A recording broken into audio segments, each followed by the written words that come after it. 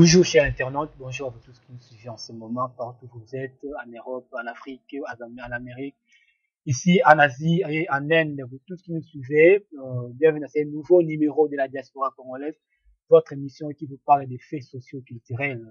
Alors comme d'habitude, aujourd'hui, nous recevons le président des étudiants congolais, le président des Congolais ici à Delhi, et nous recevons aussi le candidat, le candidat, il fut le candidat, il n'a pas gagné les élections, il était candidat à la présidence de la communauté congolaise de l'Inde tout entier. Et c'est avec lui avec eux que nous allons parler, nous allons expliquer certaines choses sur la communauté, nous allons parler sur les élections qui venaient de passer. Ils vont nous expliquer, pour les candidats des Delhi, ils vont nous expliquer comment il a été élu.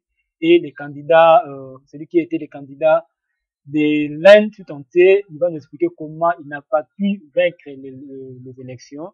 Surtout que c'est une fille qui a vaincu. Donc, nous va expliquer, lui, garçon, il a échoué comment.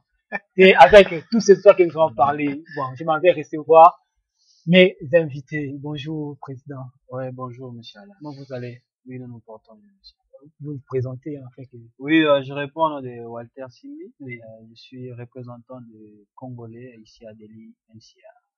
Président de Congo, vous êtes étudiant? Oui, je suis étudiant en BTech CS.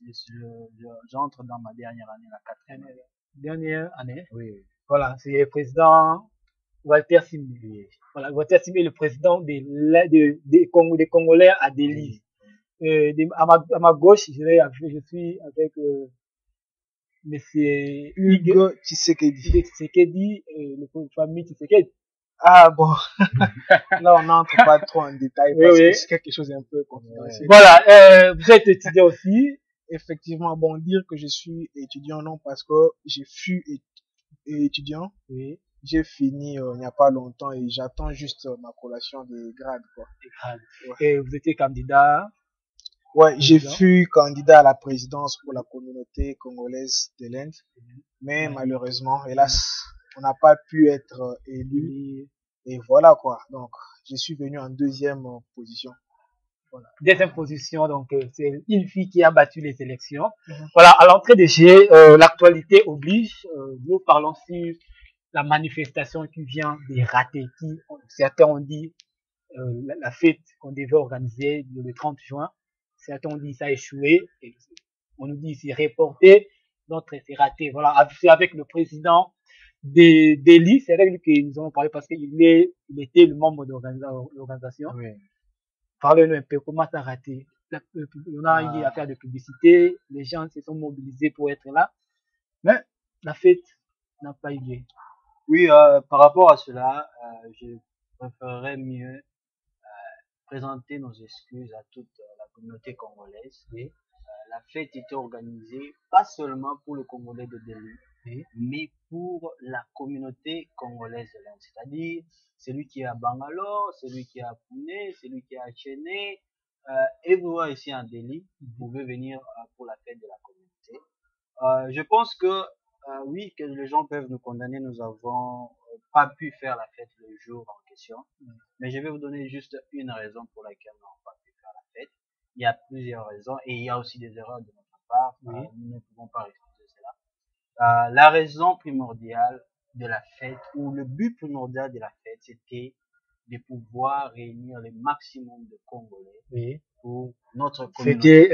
Fêter l'indépendance. C'était l'indépendance avec le maximum possible des Congolais.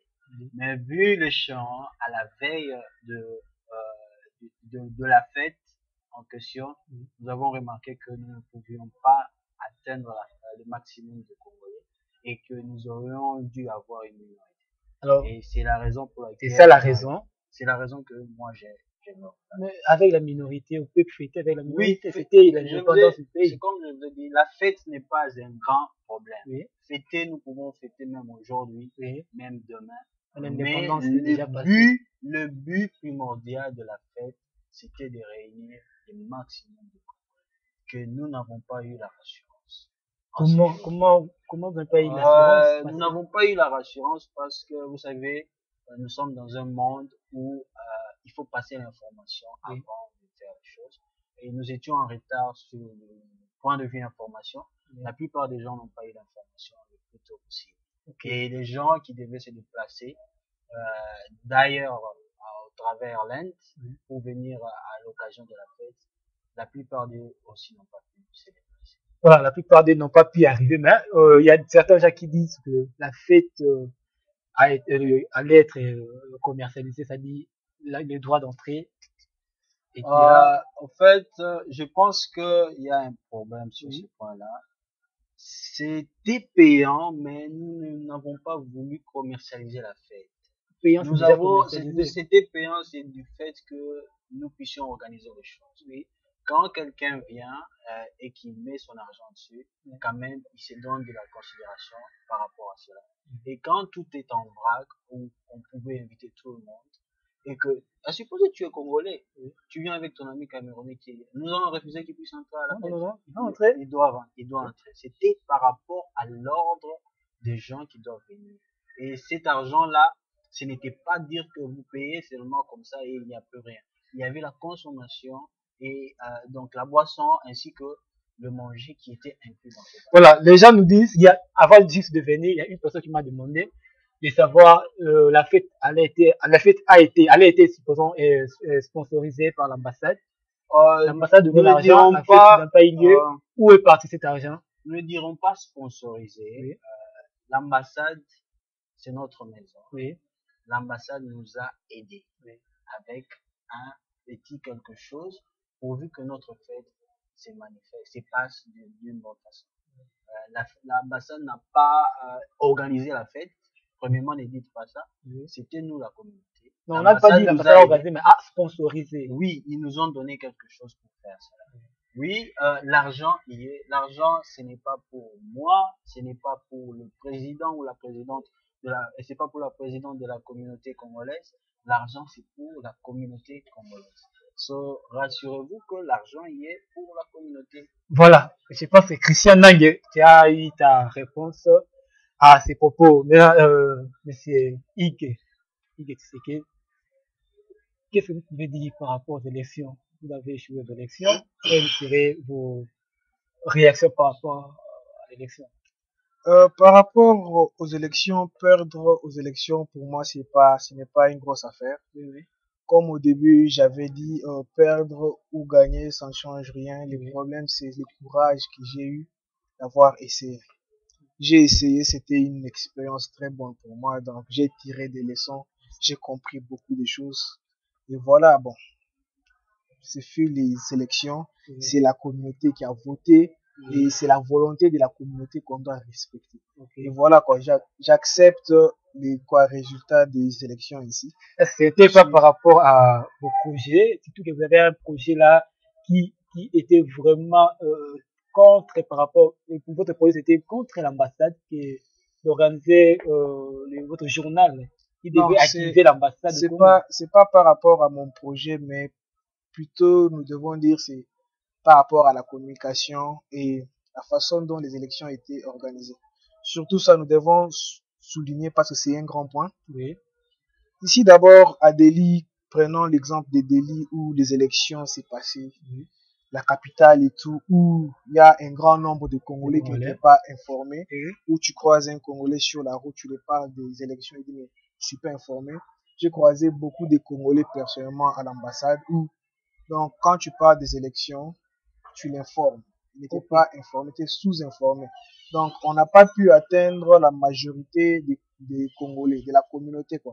Donc, c'est la raison pour laquelle, mais bon, pour les élections, si on parle des délits, déjà, j'étais en avance. Oui. Mais bon, malheureusement, en province, il y a eu un problème avec ces trucs de online, votes online et tout. Les gens ont eu un peu des problèmes à quoi ça voter. Si j'ai fait un peu recours, comme par exemple à l'ambassade, je m'excuse, à Jalanda. À Jalanda, personnellement, j'ai parlé avec le président Félix et il m'a fait voir que la plupart de la communauté de Jalanda n'était pas enregistrée parce que ils ne savaient même pas. Oui. Et avec le peu de temps qui restait, Eddy, le vice-président a commencé à sensibiliser les gens pour voter et tout. Et ce fut pareil à Bangalore. À Bangalore, il y a eu même, j'ai reçu des appels où on me disait, mais les sites ne passent pas, comment est-ce qu'on va faire? Mais bon, au moins Milka, il a eu la chance de faire un exploit encore en province. Voilà, Non, mais la province, les gens n'étaient pas informés. Comment lui, il a pu faire cet espoir en bon, province? déjà, c'est une personne qui reste en province. Ce que je sache, c'est que là où elle habite, il y a pratiquement 45 Congolais. 45% des Congolais ou 45 Congolais? 45 Congolais. Seulement avec 45 Congolais, bon, elle est votée. Il y a la province, c'est pas seulement Hyderabad. Il y a Bangalore, il y a Pune, il y a Mumbai, il y a Chennai. Donc partout là, il y a des Congolais. Je crois seulement qu'elle avait une bonne base parce que j'avais aussi des bases qui m'ont beaucoup aidé. Je remercie toujours. Surtout à Bangalore, il y a eu vraiment une mobilisation. J'ai eu d'abord cette base-là, c'était avec nos talk shows. Sur nos talk shows, quand on parlait, on recevait des questions. Peut-être la façon dont tu réponds à une question, ça attire l'attention de certaines personnes qui se prennent volontaires. Alors, je vais poser une question. Qu'est-ce qui vous a attiré à être candidat, à postuler à ce poste-là? Ce qui m'a d'abord motivé, c'est cette volonté que j'avais moi-même personnellement de venir en aide à cette communauté parce que moi-même personnellement j'ai été victime aussi de beaucoup de choses dans ce pays. Et quand je vois actuellement nos frères continuent à souffrir avec les problèmes comme par exemple de visa, orientation, et ce fut des points où j'avais beaucoup martelé pendant mon débat. Donc voilà quoi, c'était ça ma grande motivation et je voulais plus aussi venir servir ma communauté et briser ces barrières de différences qui existent actuellement entre nous. Alors, étant donné que vous n'êtes pas élu, cela va vous empêcher aussi à aider vos Congolais tels que les problèmes de visa et d'autres problèmes. Bon, dire que vous n'êtes pas président élu. Oui, mais ça ne m'empêche pas de leur aider parce que j'ai quand même des bonnes idées. Oui. Il y a des gens qui font toujours recours à moi par rapport à mes idées. Oui. Je peux ne pas être élu, mais quelque part dans l'ombre, je supporte ma communauté.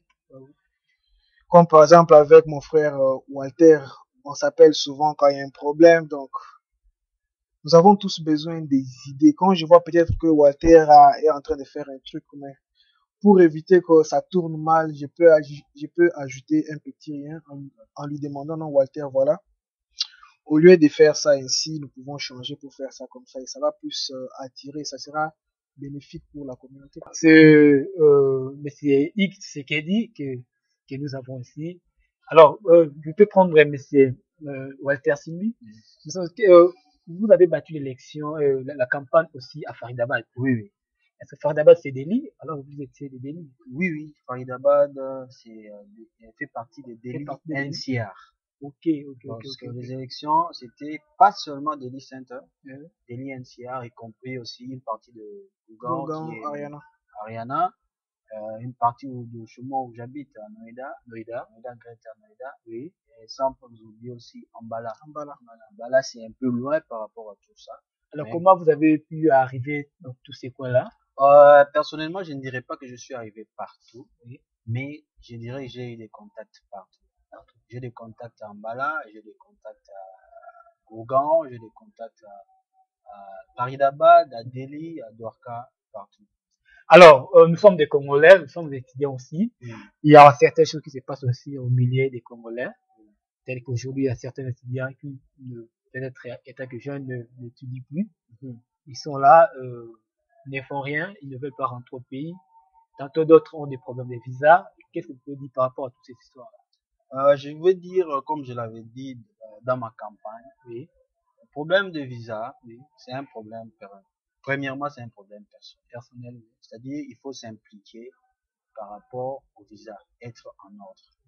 Quand ça tourne mal, parce que généralement pour renouveler les visas, il faudrait avoir le bona fide, c'est-à-dire la certification que tu es étudiant à telle université.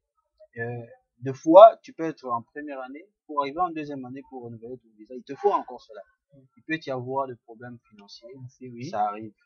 Ça arrive que nous ne puissions pas avoir tout le moyen, mais quand même, il y a des universités qui sont aussi collaboratifs.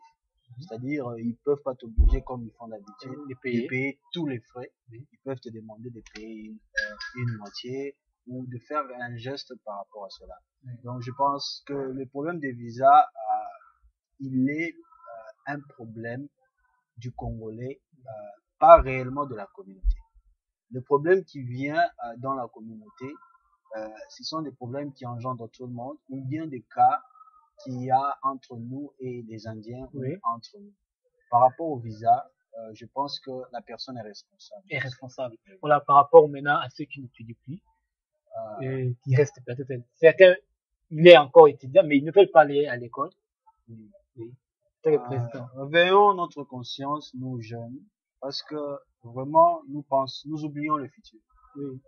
Tu peux être ici, il n'y a rien de spécial si ce n'est que les études. Moi, si je n'étais pas étudiant en Inde, je ne pourrais pas venir étudier. Je ne pourrais pas être en Inde. Peut-être touriste. Parce que il n'y a pas de boulot qui s'offre ici. Oui. Et la vie n'est pas facile. Oui. Les Indiens ne nous acceptent pas facilement. Il y a beaucoup de difficultés que nous sommes en train d'endosser.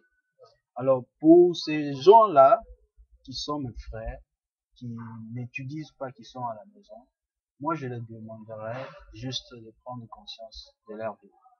Parce que c'est vrai que nous sommes étudiants ici en Inde et que nous dépendons totalement de nos parents. C'est-à-dire, quand tu t'assois là, c'est papa qui doit envoyer quelque chose tout le mois et que toi, tu croises seulement les bras. Il faut bien penser parce que un jour, papa ou bien la famille ne sera pas là. Quand on nous donne ces temps, quand on nous envoie à l'étranger, c'est parce que d'abord, on a confiance en nous. Donc les parents ont confiance à tout un chacun de nous qui sont venus ici. Et la famille a aussi confiance, ne perdons pas cette confiance-là. Voilà. Voilà, parlons aussi du cas qui vient d'être là récemment, le cas de notre frère à Faridabad. Oui. Où en sommes-nous maintenant? Oui, le cas de Chansar Lossassa, vraiment, Dieu merci pour sa santé. Parce que il va bien. Il va bien maintenant. De pas en pas, il va bien. L'ambassade a intervenu? Oui, nous sommes déjà en contact avec l'ambassade. Nous avons parlé à l'ambassade. Il ne reste plus que, selon notre dernier meeting avec les gens de l'ambassade, il ne reste plus seulement qu'ils puissent déporter quelqu'un. Nous sommes samedi aujourd'hui. La semaine prochaine, nous ont assuré qu'il y aura quelqu'un qui va descendre pour transférer les cas de la police vers le parquet. J'ai personnellement parlé avec le papa aussi. Il demandait des nouvelles par rapport à cela. Donc la semaine prochaine, l'ambassade doit faire son boulot. Alors la présidente ne fait rien. Vous êtes là apparemment. Vous êtes président de CCI ou président des délits. Bon, c'est des cas qui se passent. Vous êtes toujours là. Alors non, je ne dirais pas que. En tout cas, il faudrait respecter les dits et respecter son poste. Je suis représentant des Congolais à Delhi NCA. Ce que j'essaie de gérer est dans Delhi NCA. Et la présidente, elle est ici pour l'instant, oui, à Delhi NCA. C'est ma présidente, elle est sur moi parce qu'elle gouverne toute l'Inde. Oui, mais le cas qui est, moi, ça m'intéresse le plus parce que c'est dans ma région. Voilà. Président Igué, permettez-moi de vous appeler toujours président malgré. C'est un plaisir pour moi. Voilà. Parlons un peu de ces cas, nos frères qui sont à la maison, qui ne veulent pas aller à l'école. Qu'est-ce que vous pouvez dire par rapport à ces cas-là? Je pense que ça, c'est un problème personnel et c'est un problème de conscience. Parce que la plupart d'entre nous, quand nous nous retrouvons ici, nous avons quitté le Congo avec des visas étudiants. Ils sont venus ici pour étudier. Mais hélas, quand on se retrouve ici et qu'on n'étudie plus, ça veut dire qu'on n'a pas une conscience qui travaille normalement et on ne sait pas pourquoi est-ce que nous sommes ici. Donc, je pense pas que Walter ou la communauté doit presser. Non, le fait que de veiller quand même l'air. Voilà, c'est tout ce qu'on peut demander à ces gens, c'est juste les réveiller, leur demander, vous savez, notre pays, le Congo, a besoin de nous dans beaucoup de domaines. Notre pays, il est grand, riche, oui, mais il y a beaucoup de trucs qui manquent. Et si nous avons eu peut-être cette occasion de quitter notre pays pour venir ici, étudier, profiter quand même de l'enseignement indien qui est quand même développé et tout. Oui. C'est le moment d'en profiter, prendre cette éducation, enseignement, et qu'un jour on descende avec chez nous ou quoi pays et commencer à développer notre pays parce que tout va commencer par là. Ok. Donc tout ce que moi je peux demander à ces étudiants qui restent à la maison en croisant leurs bras, vous savez, nos parents dépensent beaucoup. Dans ces pays, on ne travaille pas. Oui. Tu peux avoir tes petites affaires que tu survis, mais bon. Chaque fin du mois, on attend ce qu'on appelle les 10 chiffres de nos Oui. parents.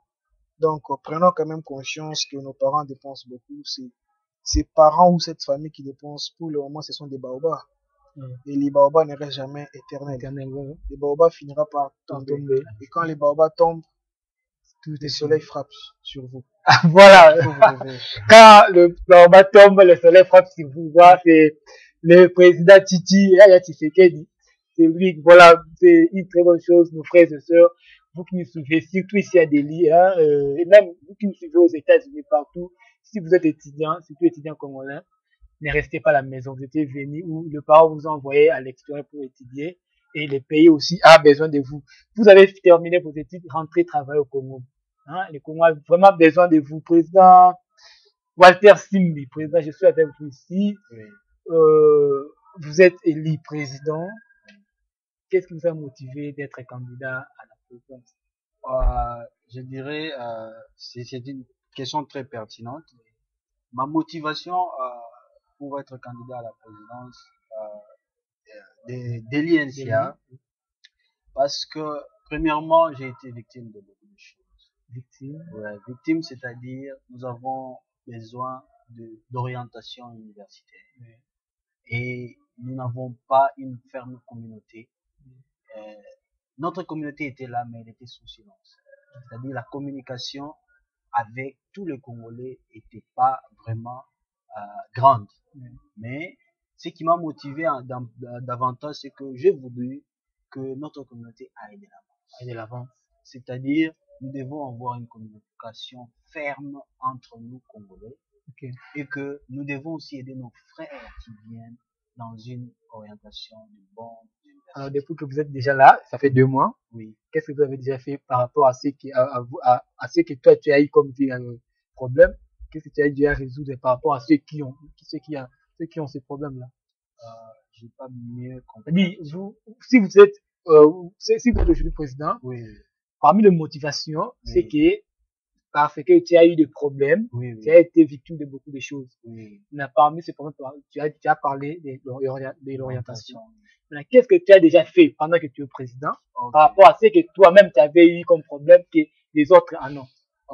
Je pourrais dire pas par rapport à ce que j'ai eu comme problème, oui. Par rapport à ce que les autres en ont. Nous avons le cas de notre frère Chansa. Oui. Personnellement, c'était pas un cas qui m'est arrivé, oui. Mais ça lui est arrivé. Nous sommes là, nous nous battons de tout pourvu que justice soit rendue à Chansa. Oui. Le papa a dépensé beaucoup d'argent sur lui. Alors, nous voudrions que les gens qui sont responsables du cas de Chansa, de la fracture de Chansa, de l'opération de sa jambe, puissent vraiment prendre soin de ça. Et que nous sommes dans un monde, malgré que nous sommes en Inde, la justice n'a pas de limite. Okay. Alors, ça, c'est les premiers cas auxquels nous sommes en train de travailler. Oui. Deuxième cas. Je parlerai pas de deuxième cas. Par rapport à ma vision, oui. Nous sommes en train, pour l'instant, il y a beaucoup de Congolais qui sont en vacances. C'est les nous sommes dans les holidays. Oui. Tout le monde est en vacances. Beaucoup de gens sont à l'étranger pour leurs vacances. Oui. D'autres sont rentrés à la maison voir papa et maman. Oui. D'autres sont allés faire des stages à l'extérieur aussi. Alors, pour dire la majorité des gens, pour l'instant, sont éparpillés. Voilà. Alors, nous attendons la rentrée académique d'ici le début du mois d'août, oui. Où nous pourrions faire une organisation, une réunion plutôt, oui. Pour but de réunir tous les Congolais. Qu'est-ce que vous avez amené à la communauté, oui. Avec que les présidents sortants, oui. N'avaient pas eu à faire des nouveaux peut-être? Bon, de nouveau que le président sortant, qui était de la communauté congolaise, moi je suis de Delhi, oui. De nouveau, ce que j'aimerais d'abord, le premier point, c'est établir une bonne communication et savoir atteindre la majorité des Congolais au travers la communauté. Voilà. La communauté existe, mais il se fait que beaucoup de gens ne connaissent pas la communauté. Alors nous allons chercher à pouvoir faire que tout le monde, tout celui qui est de Congolais en Inde, puisse participer à la communauté et puisse apporter un plus aussi à la communauté. Alors, quelles sont les stratégies que vous allez mettre en place? Les stratégies, pour nous avons parlé de la décentralisation. C'est-à-dire, à chaque petit coin, il faudrait qu'il y ait un responsable. Et la personne qui est dans ce coin connaît tout le monde qui est de ce coin. Et après cela, nous aurons des réunions mensuelles où nous allons nous réunir et nous allons mettre sur plateau.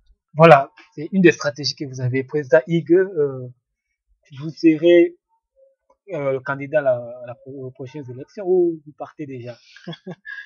Bon, mais prononcer si vite comme ça, je pense pas que c'est une bonne idée. Oui. Vu que j'ai fini avec mes études. Oui. Et bon, je sais pas si je dois rentrer ou si je dois faire le master.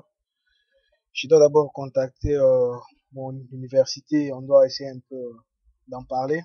Vu que j'ai un seul examen que je dois normalement faire en juillet, quoi. Oui.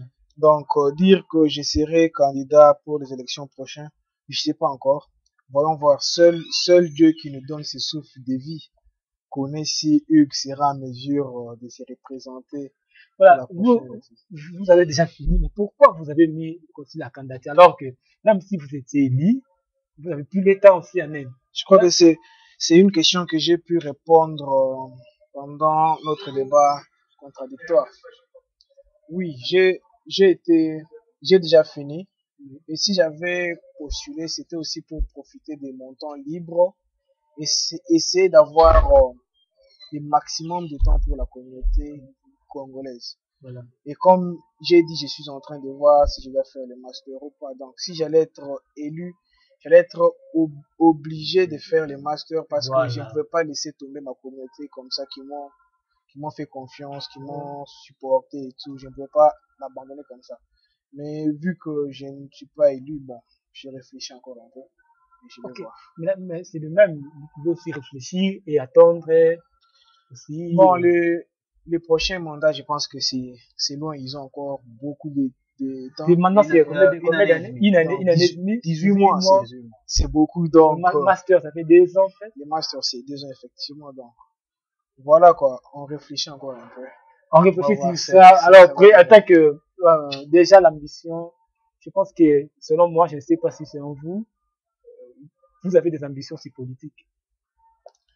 Ah bon, des ambitions politiques, c'est encore un peu aussi trop tôt de dire que j'ai des ambitions politiques. Mais tout ce que moi je veux, c'est j'aime beaucoup mon pays. Le pays. Je veux servir ce pays.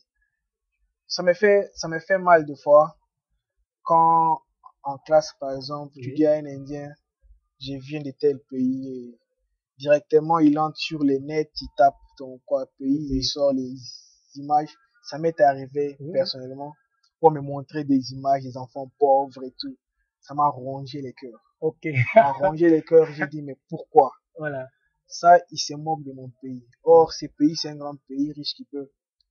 On peut apporter un plus. Donc, notre pays peut aller mieux que maintenant. Donc, j'espère seulement que si j'ai cette chance de travailler pour mon pays, je n'hésiterai pas. Je n'hésiterai pas. Tout va dépendre de la volonté et des idées, des initiatives que j'amène sur place. Alors, supposons une fois vous êtes nominé élu député, qu'est-ce que vous allez faire particulièrement pour le Congo? Une fois que je suis par exemple député pour mon beau pays, tout ce que je vais faire d'abord, c'est écouter la population. Vous savez, comme Walter est là, Walter ne doit pas commencer à prendre des décisions comme ça, non. Il doit écouter sa communauté. Qu'est-ce que ma communauté a besoin? Qu'est-ce que ma communauté veut? C'est quoi les problèmes que mon pays est soumis?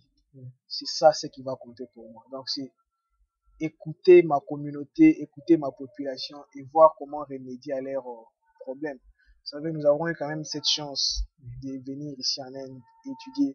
Nous voyons comment ces pays se développent jour au jour. Donc, je pense que et je crois qu'un jour, c'est la diaspora qui changera ce pays. Alors, étant que Congolais de la diaspora, nous voyons des choses qui se passent par exemple en Afrique du Sud. C'est les Congolais, nos frères congolais sont menacés, il y a eu une xénophobie.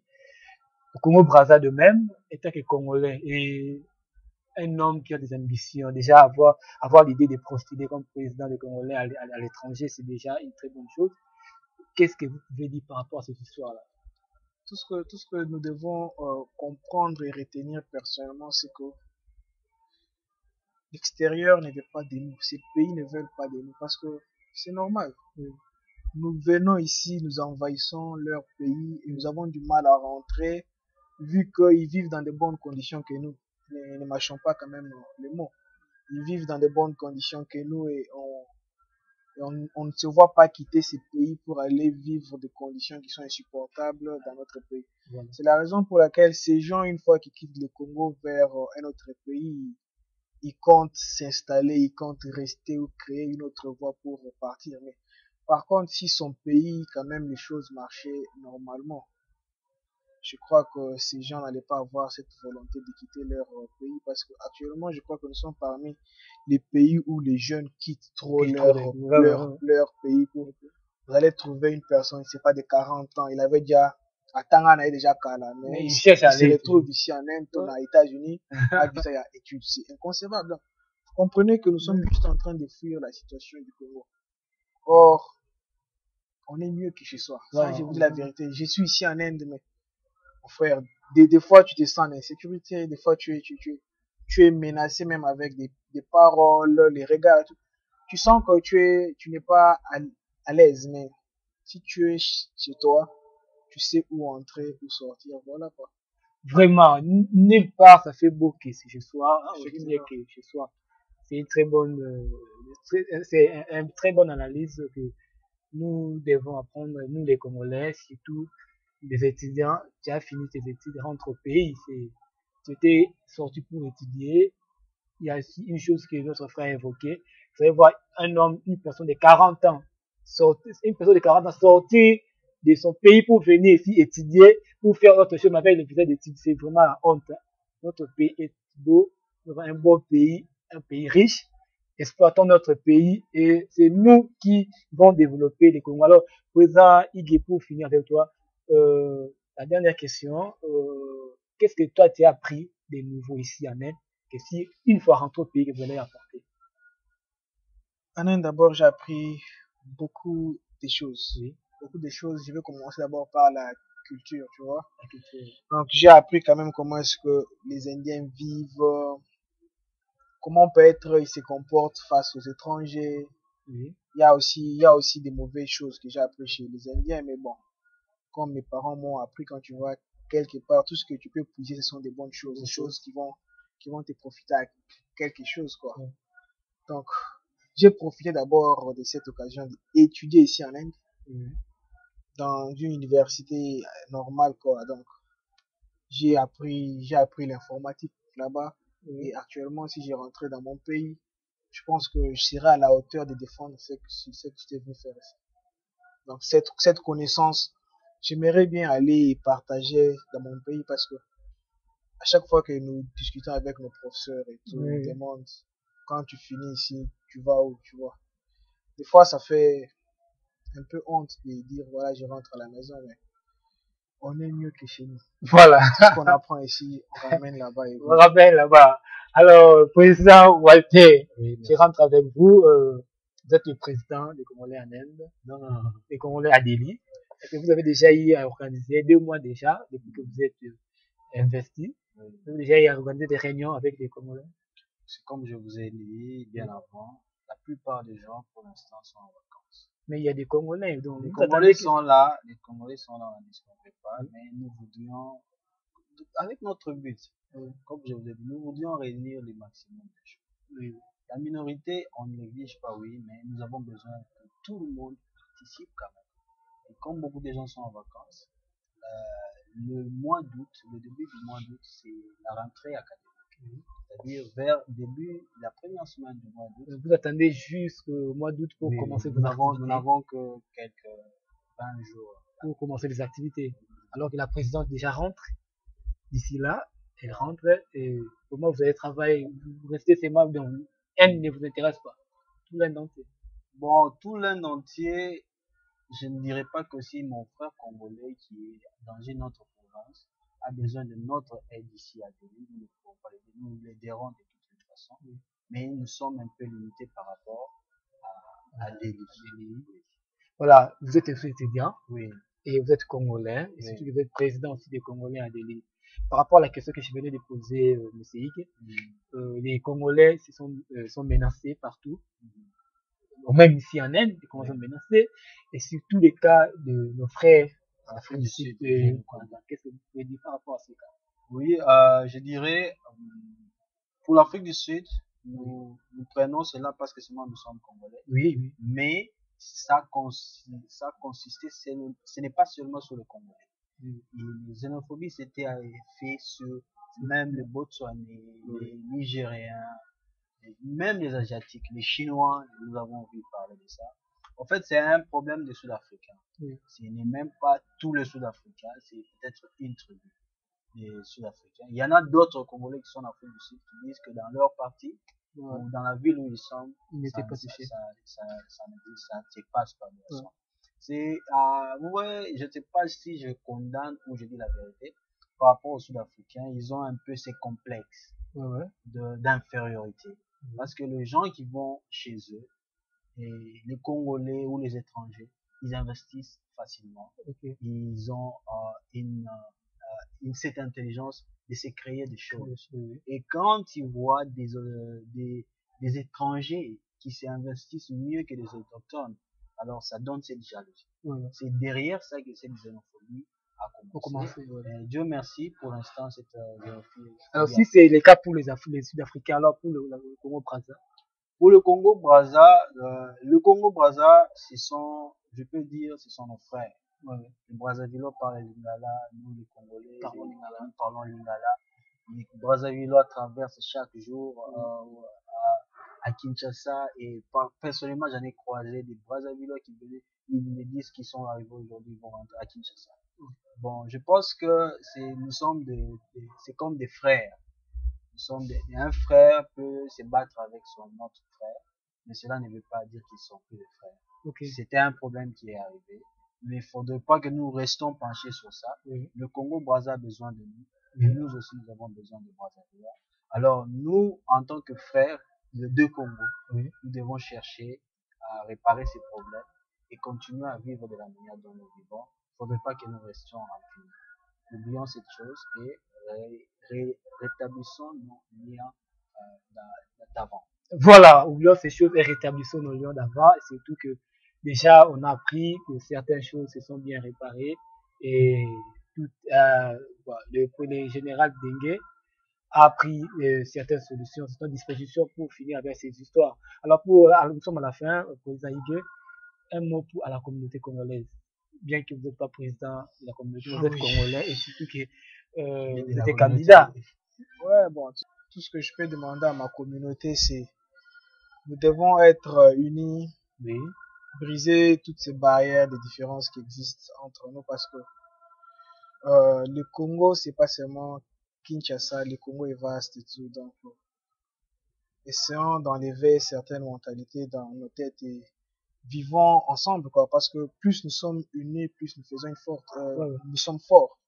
Donc, tout ce que je peux demander à ma communauté, à notre communauté, nous devons être unis, nous devons avoir l'amour entre nous parce que actuellement, je peux croiser une personne sur la route, je connais pas, mais une fois que je vois que c'est un Africain, même par les gestes, on peut c'est quoi, saluer. Donc, je veux que le Congolais nous soyons comme ça. Et si seulement on peut se connaître au maximum.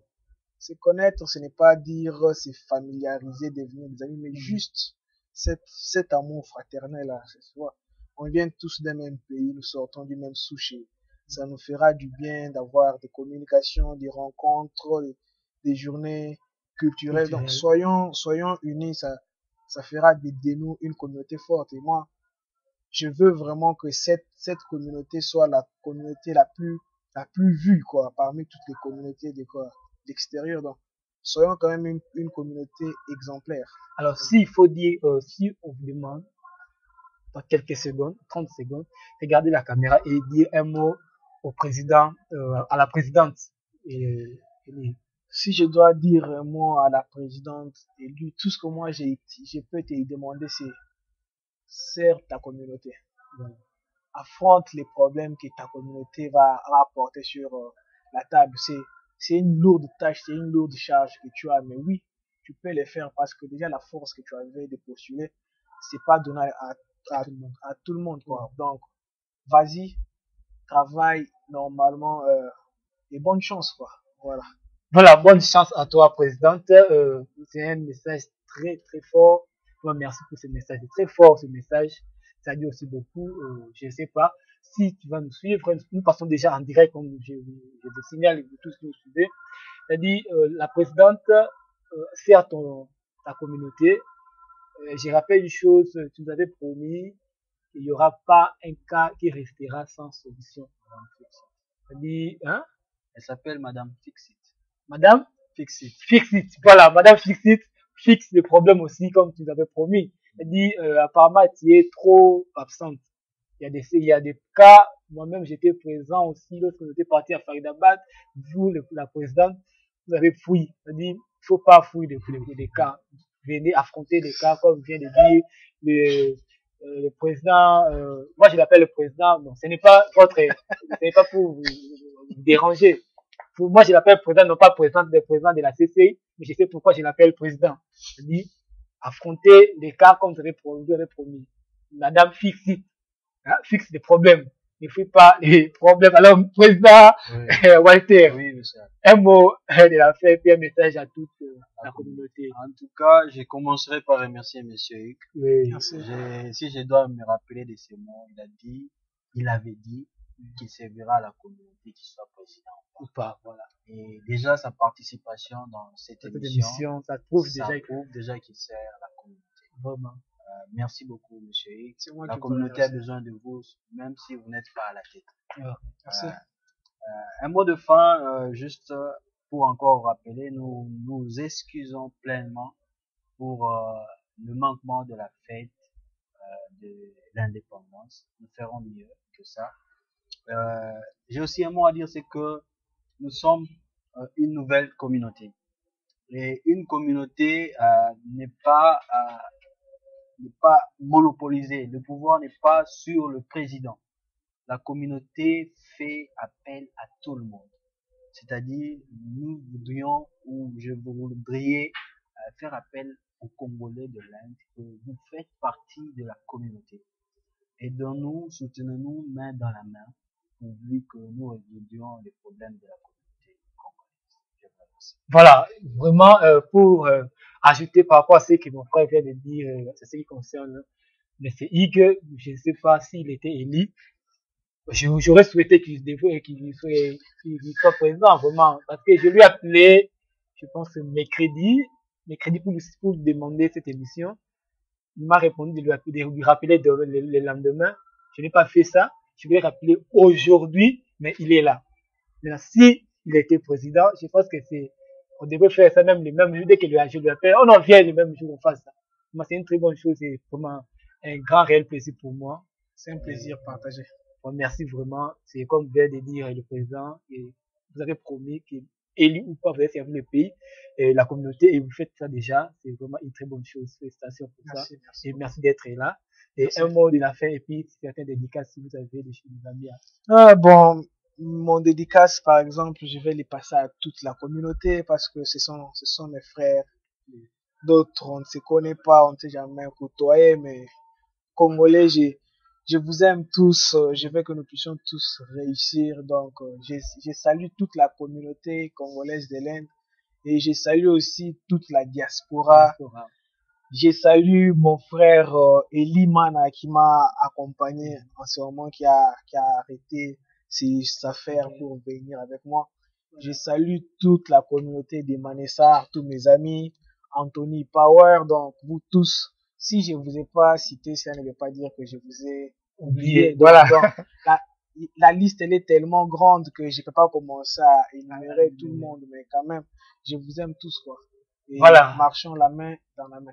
Merci à toi d'être là, et merci à Mana. Eli Mana, merci à Eli Mana, vraiment merci à toi. pour être aussi là. Tu nous as assisté, vraiment, c'est très bien. C'est un réel plaisir pour moi. Merci à toi. Merci à Tienne des Productions et pourquoi pas à Chikas Leroy, je sais que c'est depuis Kinshasa, mon ami, et Nelly Yota à Cameroun, la Camerounaise qui nous suit. Voilà, fanatique, moi, Camerounaise, on en a chaque fois. On a mis tout le monde connecté, on a mis en direct.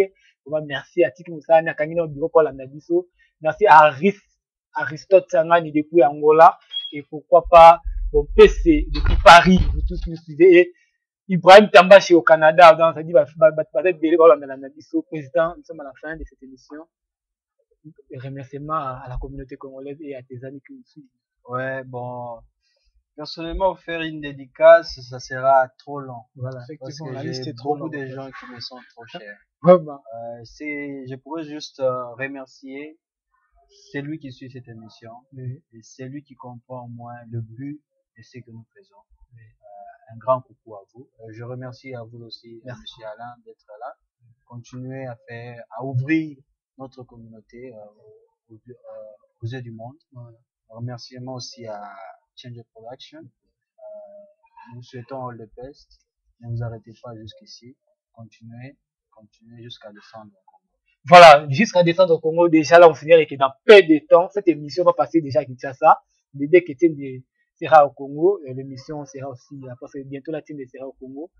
Nous avons certaines chaînes que nous avons déjà contactées. Je ne saurais pas citer les noms de ces chaînes, mais il y a des chaînes que nous avons déjà signées. Dès que Tiende sera au Congo, parmi les émissions qui vont passer, cette émission aussi va passer dans des chaînes de télévision.